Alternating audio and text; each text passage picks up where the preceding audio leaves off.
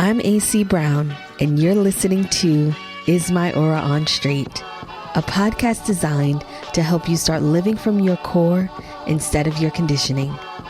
Each week, we'll have deep conversations that will help you create a powerful transformation that shifts your perspective in life, love, and business, with topics ranging from spiritual self-development, human design, astrology, metaphysics, and everything in between. Hello, and welcome to another episode of Is My Aura on Straight. I am your host, AC Brown. I am your psychic channel and spiritual confidant, and I want to thank you so much for tuning in to another episode of Is My Aura on Straight. As you can see from the title of this episode, this is the About Me episode. I know, right? Weird, but I was thinking about so many questions that I get asked or that run through my mind, and people always, say, oh, tell me about yourself. And I'm always like, well, what do you want to know? Where should I begin? And so I polled Instagram to just see what people wanted to know that they didn't. And I felt that this was a good opportunity for me to just use this platform to just tell you about me and let you know a little insight. Now, I'm not going to answer all of the questions because some of them are overlapping, but I'm going to answer majority of them. So this is going to be a pretty longer episode. I'm not going to go in any particular order. It's going to go whatever way it goes. So let's just start with a question that pops out to me because I printed them all out. And how and where did you grow up? And it's so funny that this question was asked because where and how I grew up is extremely important to me. I grew up in Queens, New York. Queens represent. Born and raised in Queens, and then I spent half of my time in Jersey, and then where I am now in the DC, Maryland area. And my time in Queens, growing up in Queens, my childhood was lit. Now it wasn't like perfect, and granted there was everybody has their own level of dysfunction, of course, but for the most part, I grew up in Jamaica, Queens, and I grew up in a very nice working upper middle class kind of neighborhood where it was, I guess, one of the neighborhoods where how can I put this, like where my grandmother's house was. It was, that generation of when Black people were, career driven and, first started buying homes and all of that stuff. And so the neighborhood that I grew up in, St. Albans, Jamaica, all of that, like Adelaide Park is what it's called around there.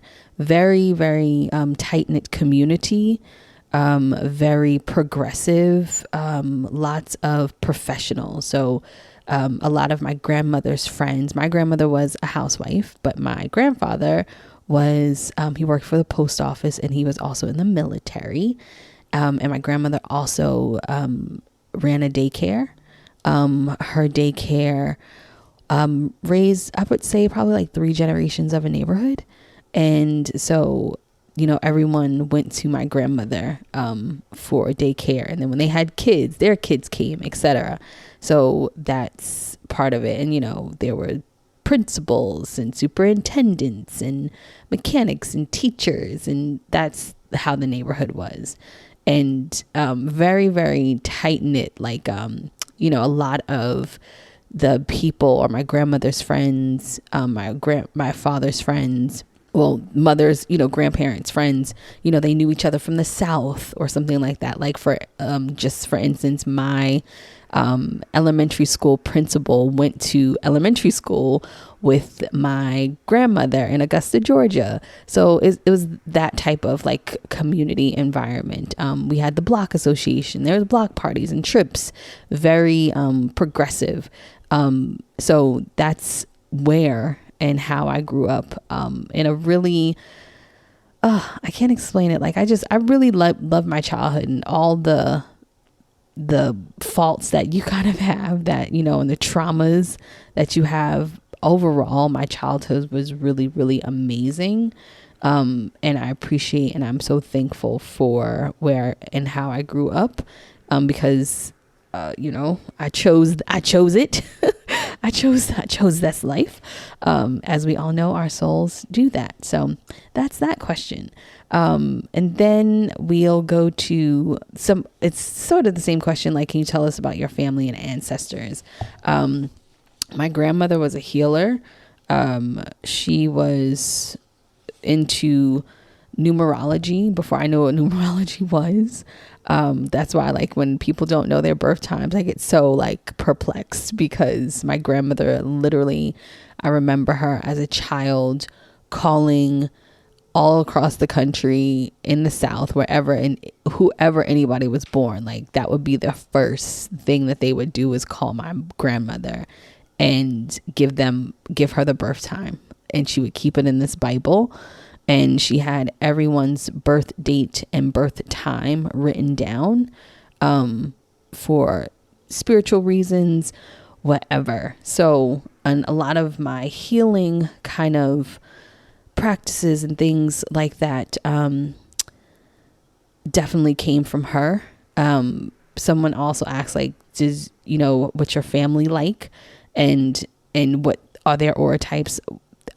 Majority of my family are generators, some projectors, but everyone definitely has the gift, as they say in the South. I think everyone in my family has some sort of intuitive psychic gift. Whether or not they use it is one thing. One thing that is a common theme, I didn't get it, but a lot of people in my family can draw. And when I mean draw, like, are really amazing artists, like from a young age. My cousins can draw. 2 of my cousins can draw. My mother can draw. Like, when I was growing up, on my book reports, my mom would draw like scenes on my page, and my teachers would be like, "You didn't do this," and I'm just like, "So what?" And my mom was, went to art school, and then of course that wasn't practical. So then she, went to business school to, be an accountant. So, that kind of thing kind of happened. So it was that, for them, my parents, was that type of era. My dad actually, is artistic as well. He went to, if you're from New York, my dad went to Fashion High School. He wanted to be a menswear designer. But of course that wasn't practical. So he went to school to be an accountant. So that's how him and my mom met. Another question is, I like this question, is what are your experiences when you first trusted it was spirit communicating with you? My experiences were interesting, because I remember when I was really, really young, on the playground, and I remember we were on the playground, it was in the morning. I was probably in kindergarten or first grade. And I remember very, very vividly, there was this girl, I don't know the girl, she was probably in another class, but they were playing double dutch. They were playing jump rope.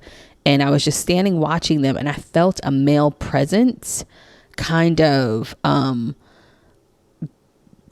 next to me. And I don't know if it was her grandfather or what, but the male presence wanted me to go and give her a hug. And I was just like, no, I didn't feel comfortable doing that. So that was one of the first things that I noticed. And then there were other stuff that, my grandmother noticed, me knowing who called, who died, me being able to pick numbers, like lottery stuff and all of those things. Or I would just really know stuff, or I would ask questions to my mom, like, I wonder if this person is such and such. And she was like, why would you say that? Or how did you know that? There was a lot of that. And also too, I'm an only child, so I'm the only child in my family on both sides. Everyone else on both sides of my family have brother and sisters. I do not. So I was very quiet and shy growing up, but looking back, I was really assessing energy. I knew I was doing that. I did that very, very easily. growing up. So I would go into the space and just be quiet, and I would be able to pick up how the vibe was, what was going on, and all of those things. Another question is, how did HD find you? So HD, Human Design, found me in a very interesting place. I had moved to Maryland, and I was interning at a commercial photographer's studio. And the resident makeup artist, every time, it just so happened that every time she was working, I was interning that day. And we were in between shoots, and she was like this yogi vegan person. And she would just be like, oh my God, AC, you need to find out your aura type. I'm a manifesting generator. And she was just going on and on and on. She's like, yeah, there's 5 aura types and it's amazing. And I'm supposed to do this and I can do that and all of this stuff. And I was like, okay, girl. And so she was going, on and on about the types. And I was just like, yeah, I'm a manifester. Like, I just like, yeah, I know that I'm a manifester. Like, I was just like, yeah, I'm a manifester. Cause she was like, yeah, the manifestors are the only ones who can just go out and do things. And I was like, yep, that's me, manifester AC. And so she was like, I'm gonna, give you this website, and then I'm gonna send you this lady, and then she can read your chart. And so when I did it, it was like projector. I was like, excuse me? What is going on? I was so pissed off. I was like in tears, like crying. And then I had the reading, and she was just like, yeah, this is how it works and blah, blah, blah. And I was just like, I don't want it to work like that. Like, I go out and make things happen. I, do this and do that. And of course, it was spot on. It was spot on. There was nothing odd about me being a projector. It was absolutely 1000% accurate. And I was just like, wow. So this is, and then I started, coming to terms like, okay, this is how I have to live, or this is how it's supposed to be, kind of thing. Like, don't be upset, like, and just thinking about how it was actually my life, how I actually wasn't able to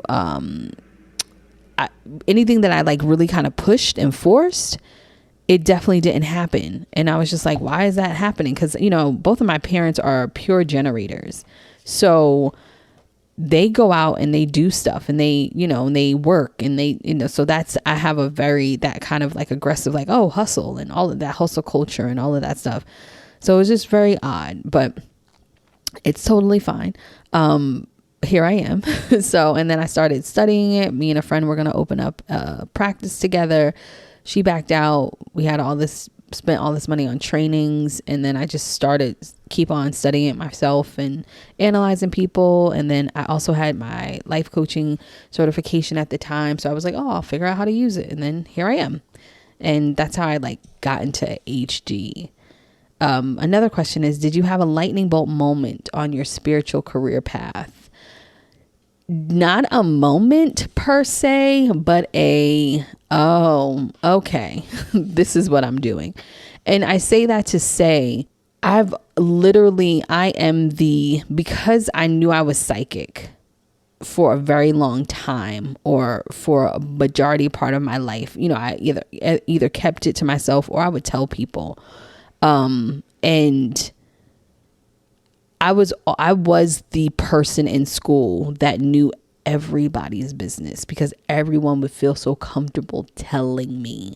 I mean, people who I wasn't even like best friends with, like, I was also the person who didn't, like, I was popular, but I was the popular person that was solo dolo. Like, I didn't hang around with a crew really. I was on my own, but I knew people would come to me and just like tell me all of their stuff, and I would know it. And I would know when things would happen. So it wasn't like a lightning bolt moment per se. It was more of let me investigate what this actually looks like for me to do this as a career. And that's how the life coaching thing happened. I was like, oh, okay, I'll be a life coach. That makes sense. And then of course, The Secret was out and all. I was like, oh, okay, this makes sense. Life coaching, The Secret, all of that stuff. I was like, this makes sense. And so I went that path. But what would happen is through like life coaching training, true life coaching is literally asking questions and having the other person answer and figure it out on themselves. And that didn't sit well with me, because that wasn't happening, because I would start hearing things, or I would start having visualizations, or, you know, dead people would start coming in. I'm just like, well, this ain't gonna work. I need to give this person this message. And so that's where I knew that life coaching wasn't going to be what it traditionally looked like for me, if that makes sense. So I just had to like kind of, all right, well, okay, I'll make it work. I'll figure it out myself. And so so it wasn't like necessarily an aha moment. It was more like this is what I'm doing. Like, this is what I'm doing. And I ran for so long from the mediumship side of it, because I was like, I don't feel like dealing with that. It's a lot, especially when you're a child and when you're a teenager and those things happen. It's a lot for you. Okay. So so anybody's like, I'm afraid, I totally understand. So anyone who's listening to this who has, you know, unclaimed divine talents, I know what it's like to be afraid, but it doesn't have to be a movie. Like, Hollywood has literally ruined these divine talents for us and making them. Now, don't get me wrong, there are people who have gifts at that heightened level, who are clear enough channels and things like that, who are, you know, tapped in, all of that stuff, who can do those things, but it doesn't have to be that way at all. Like, yeah, and I'm definitely so happy that I'm gonna be showing you all how very soon. Anyway, so the next question: what is the truth that God placed within you to reveal to the world? I love this. For so long, one of the bigger things that I've always heard from Spirit, from God, is that what we desires us. What the desires are in our heart are actually meant for us to have. It's not like a lie. And so that's why it's really important for me to, you know, be a divine guide to, you know, just what you're doing in your direction. And I feel so strongly about this, is that when we do get that tiny pull, when we do get that pull within us to do something, to go somewhere, to try something new, that we really have to go that way. Even though we don't know what's going to happen, that's the next step. And many of us feel stuck and feel like we are in this place of waiting. We're not waiting. I always say this, you know, sometimes God's waiting on you and just like hanging around. Sometimes Spirit's like waiting on you, like, yo, like, I gave you that little pull to go that way. Just go. Like, I got you. But, you know, conditioning, a lot of things are scary out here. You know, we didn't know what was going to happen last year, all of that stuff.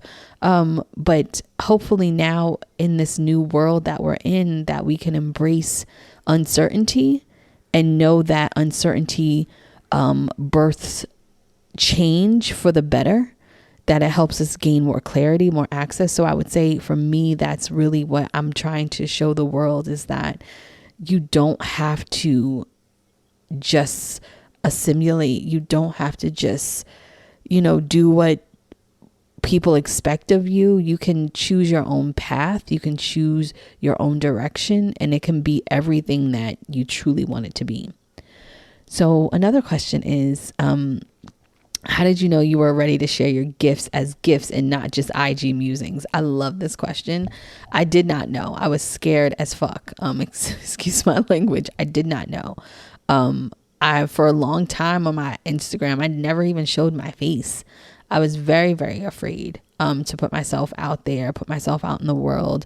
And then I just got a message like, how are you going to help people if you can't even help yourself, kind of thing, or not help myself, but if you can't even put yourself out there and show the world all of that stuff. So I was like, you know what? I'm just going to go ahead and do it. And I did it. And it started off slow, but I'm here. Cause outside of social media, I've been doing this for a long time,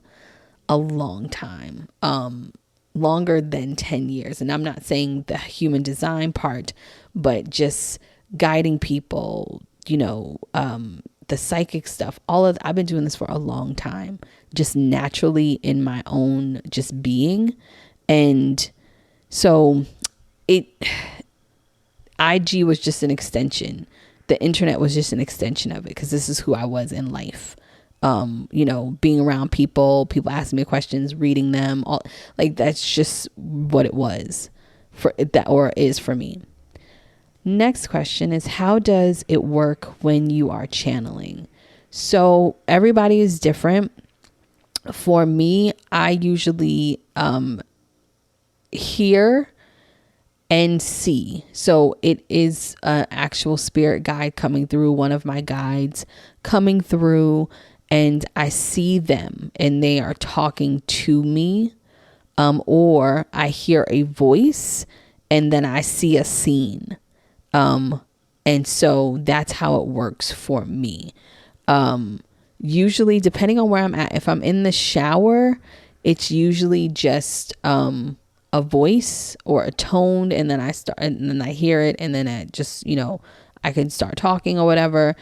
If it's something that, if a guide or something wakes me up in the middle of the night, it's definitely a voice. When I'm channeling for other people, it's a combination of a voice and a image. When I am doing mediumship, or when someone's lost, fallen or lost, when someone's ancestor or someone who's passed comes through, it usually starts it's a scene plays like a movie for me. I never that's not right. Not that I never hear, but I mostly see. So for me, my mediumship is always first clairvoyant first. And then it's funny. That is interesting. That's interesting. Yeah, nobody ever talks when I know what they're saying, but I don't hear any voices. Usually, like, I hear words come out my mouth when it's someone's ancestor, and if it's the actual ancestor, I don't hear any words come out their mouth. I just hear them talk. But if it's my guides coming through with a person, I'll hear my guides say something. So yeah, that's how it works for me channeling. What has been the biggest obstacle in your human design deconditioning? Listen, it's still a big obstacle. And it's just, so when I first got into human design, of course, the thing for projectors, the projectors are not here to work and blah, blah, blah. And it's just like, I have bills. What do you mean? And I have to survive. And that's, all of those things so I think what the biggest hurdle or obstacle for me deconditioning was actually just understanding that me just existing can support myself and provide stability for myself. And what I mean by just existing, not saying that I just don't do anything, that I don't work or anything like that, because that's not the case. It's more that I didn't have to grind or hustle, which none of us do. None of us need to grind or hustle. But for projectors, manifestors, and reflectors, we literally can't. Like, I don't have the energy to do that. Like, I can't do what what a manifesting generator does, or generator does energetically, and they shouldn't be grinding either. But I like to explain it that, like, a generator or a manifesting generator can look at work and say, okay, I have this big project to get done today.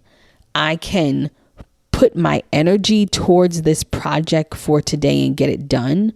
me as a projector or non-sacral energy, sometimes I don't even have the energy to put towards it. So that's the difference. And that's what I had to understand, that I don't need to push past that, not even having the energy point, because I've spent my whole life pushing past that, because, common thing for projectors is that they hear that they're lazy, and that's not it. I don't have the energy. So, pushing past that mentally.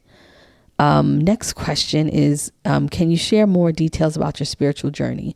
My spiritual journey started very young. I remember, this is a funny story if any of my cousins listen to this. When we were younger, there was this Ouija board that we were not allowed to touch. Like, we were not allowed to touch it. And it's like a little family myth that someone used it and they won a whole bunch of money. And my grandmother was like, don't touch it anymore. So spirituality has always been a theme. I don't remember my life without spirituality, without like root work. My grandmother was she's a healer. So her making different concoctions and lighting candles, and that was very big. Rituals, all of that was extremely big in my life. So there's not a moment where I don't have a memory of me not having a problem or trying to manifest something or trying to get movement on something and me not lighting a candle, because that's literally my life, of going to the store with my grandmother, getting some candles, whether she would go see one of her ladies, as she would say, which are like, one of her psychics or something like that. And they would give her some things, some tools, and we go home, she'd do her ritual, so I don't remember my life not being like that at all. Especially when bad things happened.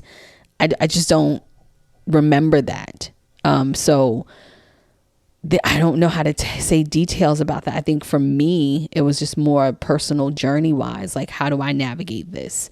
And what do I do with it? So the next question is, which these are really like these questions, like what inspires your creativity? What are you reading? And what's your daily routine? So my daily routine has definitely changed. For so long, I was trying to like just wake up early in the morning and be this like morning. I'm not a morning person. I like waking up when I feel like it. And that's not true. I wake up between, I would say probably like 8 or 9:30. Because that works for me. But people are like, oh, wow, that's late. But I'm also up. I'll work until 10 p.m. at night. And then I'm not going to bed until 12 or 1 o'clock in the morning. So waking up at 9 o'clock is not like crazy. So I'm just out of that, of where I have to wake up and seize the day. Like, there are 24 hours in the day. I can choose the 12 hours that I want to work. And it doesn't have to consist of waking up at the crack of dawn to do so. What am I reading? I'm actually reading We Should All Be Millionaires by Rachel Rodgers. I started reading that, listening to it and reading at the same time. I do that a lot. I buy the Audible and I get the book and I do it simultaneously. And it helps me retain information. And what inspires my creativity? I would say, I'm aesthetics. I'll just say that one word, aesthetics. I'm super big on design and aesthetics and the way things feel, the vibe, the energy of something. If you have good product packaging, baby, you have a customer in me. I don't even care if it works. I'm like, oh my God, look at the packaging. It's amazing. So aesthetics inspire my creativity. I love color. I love modern things. I love, I have a Taurus moon, so I love environments, but aesthetics are my thing. This question, I think I answered this, but what was there was a pivotal moment that led or called me to become a guide. There was no moment. It was just me. This literally, I think about this all the time. This has literally been my life. Good, bad, or indifferent. Like, this has literally been my life for as far as I can remember. you know, I remember being in high school and telling people, you know, based off of their natal charts, like, this is not going to work out. And it's just like, people like, what do you mean? I'm in love with him. And I'm like, you guys are going to break up. You won't even talk to him next week. You know, like, I would just know stuff like that and it would happen. That happens all the time though. Like, when I've made, you know, predictions or I've done readings, people come back and be like, girl, you remember in 2015 when you told me blah, blah, blah. And I'm like, yeah. They were like, girl, it happened, but I didn't say anything because I was mad. And I was just like, okay.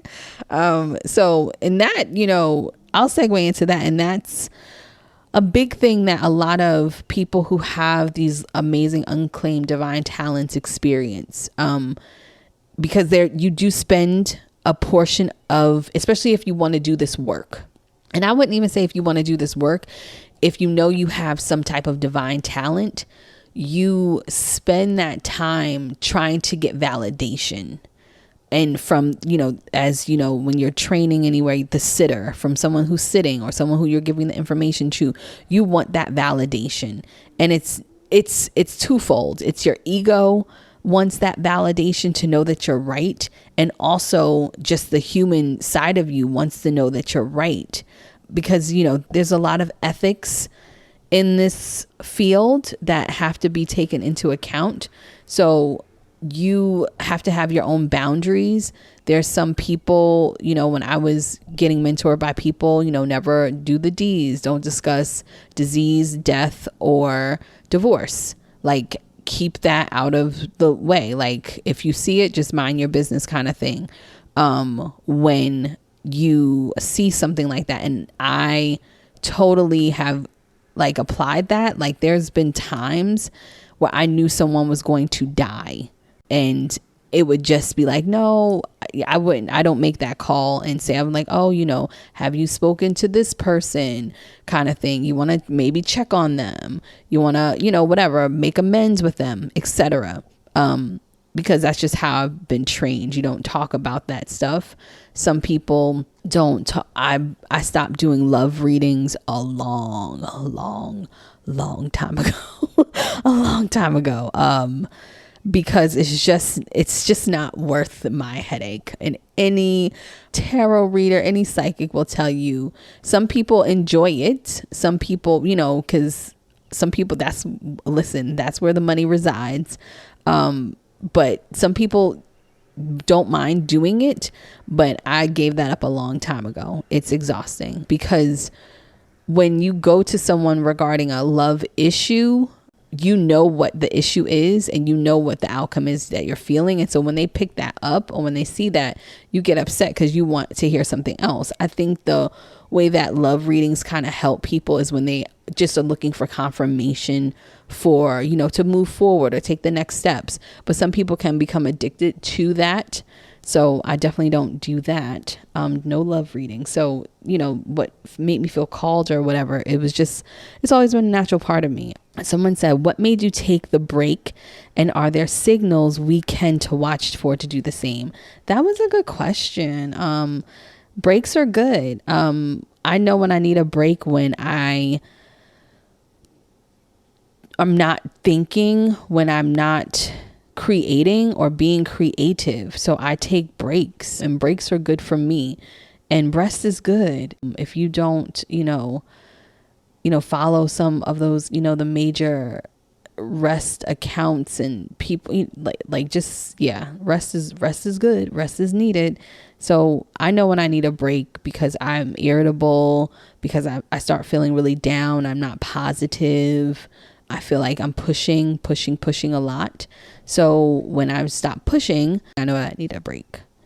Someone asks, what are some unique cool skills that you know? I know how to sew, like sew. Like I can make clothes. I can take a pack of sheets and make really nice curtains out of. I cannot bake at all. I'm not a good baker. I'll just leave it at that. I can sew really, really well. I used to write screenplays. And speaking of that, my old writing partner, but who is still a friend, Rob asked the silly ass question. So I know he's going to be listening to this, talking about how, what did he ask? Something about, how do you know Rob G? Oh, something silly as hell. Yeah. Oh, how did you get to know someone, as dope as Rob G? Rob and I met in college. This I'm literally doing this for him because he asked me this. Rob and I met in college. We became really good friends. We decided that we were going to write screenplays and sell them. So we started writing them, go to LA, start pitching and all of that stuff. And we're friends. There you go, Rob. But yes, so I used to write screenplays. And then I also spent time at NYU School of Continuing Professional Studies to get a TV and film certificate there, because I wanted to be a TV and film producer at one point, but that kind of died. I spent 2 years in acting school. I mean, there's tons of things that I know how to do, but I mean, a unique thing is I know how to sew. And yeah, like like I was supposed to go to like a fashion school, but I don't know what happened. I changed my mind, or who knows what happened. I don't remember exactly what made me go to regular college. But yeah, I wanted a creative life very early on. And I think my parents projected their old fears onto me, and I did the practical route. So someone asks, what did life look like for me in my younger adulthood? Hustler. That's what it looked like. Very ambitious, I just wanted so much for myself, and I was willing to try anything to do it. Yeah, at one point I wanted to be in PR so bad. Me and a college friend started a little PR agency. It was very little. It was me, her, and our business cards and two-way pagers. We had Motorola two-way pagers, and we started it, and we threw like 2 events that bombed, and yeah, that was that. And I was going to take it very seriously and go get an internship at one of the most popular, or she was at the time the publicist, especially she was a Black woman, and I had an internship for her company, and I was super excited. And my internship interview was on 9/11, and the rest is history. The world changed, and then that trajectory kind of changed for me. So that was me during my younger adulthood. What is your philosophy on race when it comes to human design and how it relates to Black people? This is a great question. And the reason why it's a great question is for the simple fact that was the biggest thing for me. When human design found me, I was like, this is amazing. This is phenomenal. And then you, especially as a projector, you're like, but this doesn't make sense, because I literally remember watching a video on YouTube with someone saying, yeah, I remember getting laid off from a job, and this was a white man saying this, and I just waited around and someone gave me a call, and, that's how I got my next job. And that's, the projector life. And it was just like, but that doesn't add up for me, because that's never been my life, being able to just sit and wait. And so that's when some of the discrepancies started happening for me in human design, where I was like, well, this doesn't work for me. This didn't work for my dad or my mom or my cousins, looking at our lives. And I was just like, oh, privilege. Oh, wait a minute. Privilege. Here we go. And so that's why I'm always, I'm going to talk more in depth about my 80-20 belief, but that's why, the 80-20 belief is, 80% of these modalities and tools, astrology, human design, numerology, these things are very, very accurate. 80% of them are accurate. And then you have the 20%, which is socioeconomic status, race, the way you were raised, all of these things, religious, all of these things that we can get conditioned by, where the 20% sometimes outweighs the 80%. Of course, the goal is to get to the 80%, but the 20% is real. It's actual factual things that we cannot overlook. And so that has been always my kind of gripe with human design is, that it doesn't include those factors. And I don't want to hear anybody like, everybody has opportunity. Everybody has, gets the same blah.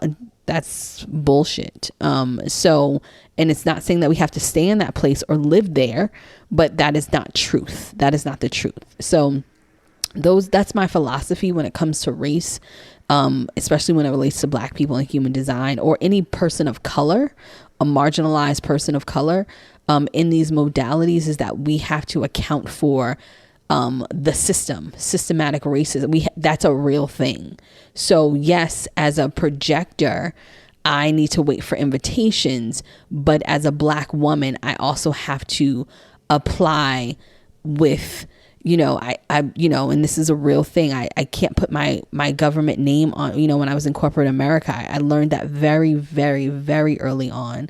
I cannot put my government name on a resume because my name sounds ethnic.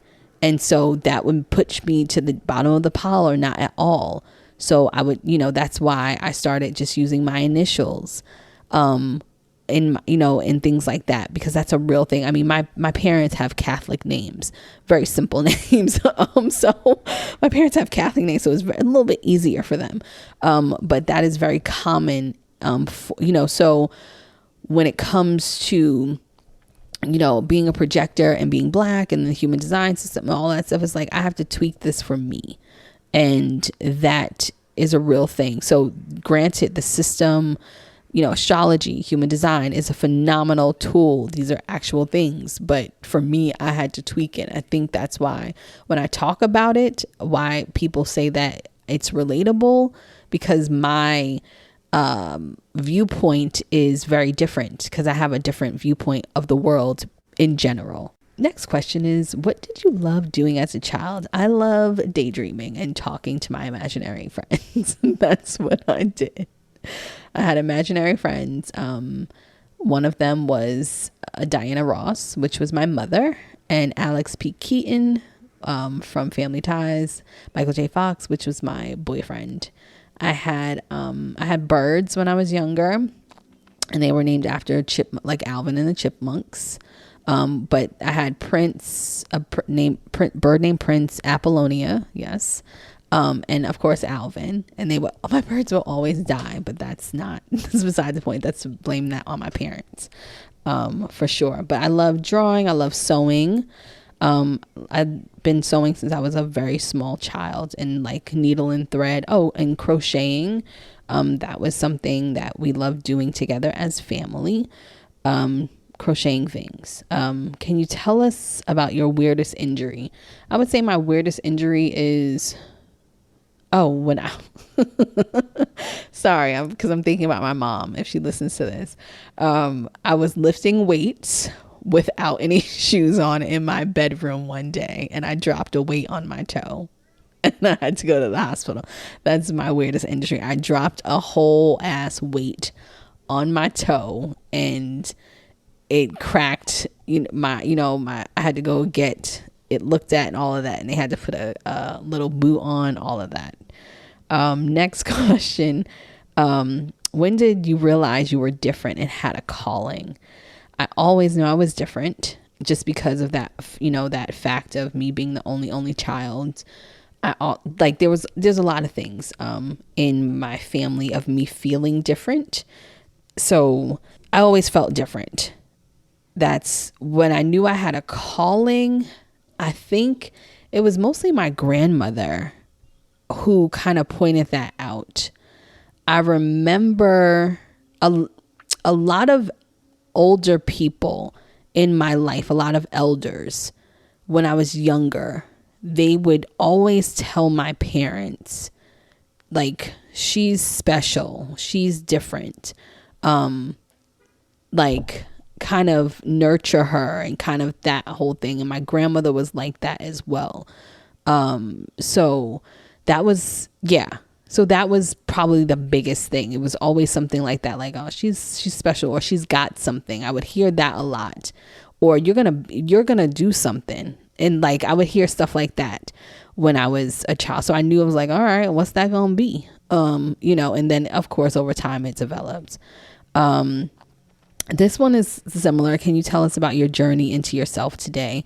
It's been a long road, people. Okay. It's still a long road. I have a completely open G center. It's never ending. The journey is still continuing. We're still here, journeying and figuring this shit out. That's really all I can say about that. The journey is still happening. But it's a good journey, and I love it, and I appreciate it, and I'm excited for what's to come next. I'm excited for all of the great things that I'm developing, that I want. I mean, the best thing that I can say that is happening is the clarity that I'm getting in my life in general. Being clear or feeling clear about what you want, what you desire, you can't beat that. And I believe that comes with age, because damn, like the things that I wanted 10 years ago, I do not want. Shoot, the things that I wanted in December, I don't even want them. So I would say that's kind of the biggest thing. It's just like the journey is still going, but it's so clear. Like I can see just a clear path, and it's really, really beautiful. So I'm excited about that. Next question is, how do you begin and run a business as a projector? And can we do it successfully? Absolutely. Anybody can run a business successfully. You just have to know that you are going to fail. That's inevitable. And if you can pick yourself back up from a failure, then that's all good. If you don't like failing, then don't run a business, because they go hand in hand. And I'm not saying that you won't have any success, but you will have certain failures in your business. And I think you just have to manage your energy. And this is for anyone, not just projectors, but for all of the aura types. I can't emphasize how, they always say, do what you love and you'll never go a day without working and all of that stuff and blah, blah, blah. What's the other saying?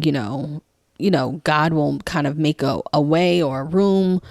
He'll make space for your desires. It's true. It's true.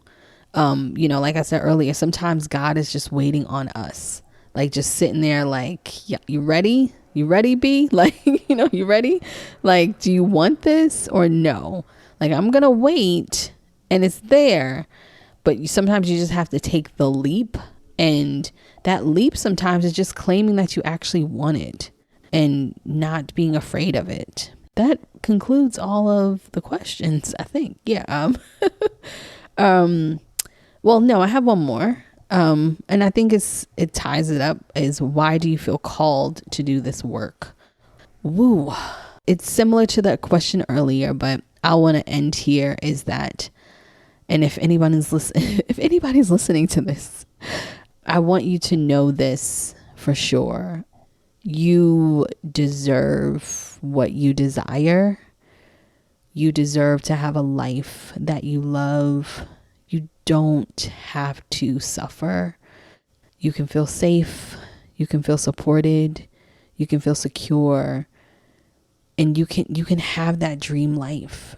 Don't let anybody tell you can't have that. Don't let anybody say you can't do something, or who are you to have, like, who are you not to have that?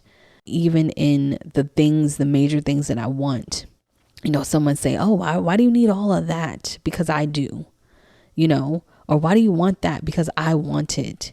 Don't let other people's fears get in the way of your destiny and what you want for yourself. You can experience a life unlimited. Yes, there's always going to be, someone who needs and all of that stuff. And I just don't want anyone to feel guilty about their desires. I want people to be okay with the direction that they're going through in their life. I know what I'm good at is, guiding people to their direction, showing them the way, or saying, hey, you should go this way.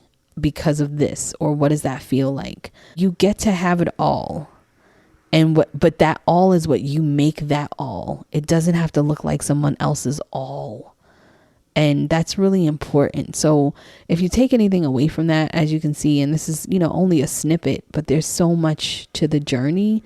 And as long as you're willing to keep going, and don't get me wrong, it's not easy. Anybody who has unclaimed divine talents who's listening, you don't have to open up shop. I always say that. You can use them in the stock market. You can use them in your corporate career.